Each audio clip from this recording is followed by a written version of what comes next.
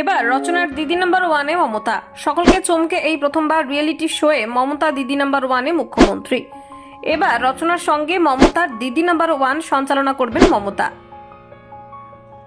বাংলার দুই দিদি, একজন দিদি নাম্বার ওয়ান, অন্যজন বাংলার মুখ্যমন্ত্রী।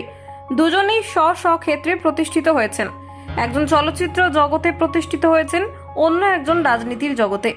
এবার এই দুইজনের যুগলবন্দি দেখা যাবে দিদি নাম্বার ওয়ানে, কারণ দিদি নাম্বার ওয়ানে আসতে চলেছেন বাংলার মুখ্যমন্ত্রী মমতা বন্দ্যোপাধ্যায়। ছোট বড় সকলের কাছেই তিনি দিদি এবং বাংলার প্রশাসনিক প্রধান। দুজনকে এবার একসাথে দেখা যাবে।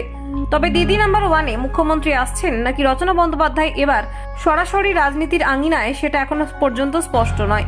জানা গিয়েছে গত মাসে নবান্নে গিয়ে দিদির সঙ্গে দেখা করে এসেছেন আরেক দিদি, আর সেই দেখা করার সূত্র হলো দিদি নাম্বার ওয়ান, কারণ এই প্রথমবার কোনো রিয়েলিটি শো এর মঞ্চে দেখা যাবে মমতা ব্যানার্জিকে।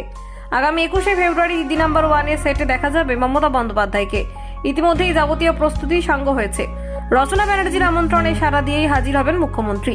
এই রিয়েলিটির মঞ্চে সাধারণত বাস্তব জীবনের দিদিদের দেখা যায়, যারা নানান রকম প্রতিকূলতা পেরিয়ে একমাত্র নিজেদের চেষ্টার জোরে সাফল্য পেয়েছেন, আর তারাই হয়ে উঠেছেন সমাজের দিদি নাম্বার ওয়ান।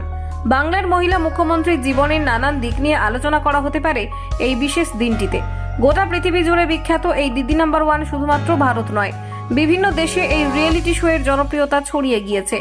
একইভাবে গোটা বিশ্বের রাজনীতির ক্ষেত্রেও বন্দিত বাংলার মুখ্যমন্ত্রী মমতা বন্দ্যোপাধ্যায়।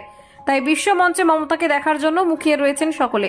তবে এদিন মমতা বন্দ্যোপাধ্যায় তার নিজের জীবনের গল্প শোনাতে নাকি অন্যান্য দিদিদের অনুপ্রেরণা হয়ে আসবেন, তা এখনো পর্যন্ত জানা যায়নি। চ্যানেলের তরফ থেকে কোনো রকম প্রোমো দেখানো হয়নি এখনো অবধি। সব মিলিয়ে চরম উৎকণ্ঠায় রয়েছেন বিভিন্ন মহল। মুখ্যমন্ত্রী নিরাপত্তার দিকটিও বিশেষভাবে খতিয়ে দেখা হচ্ছে।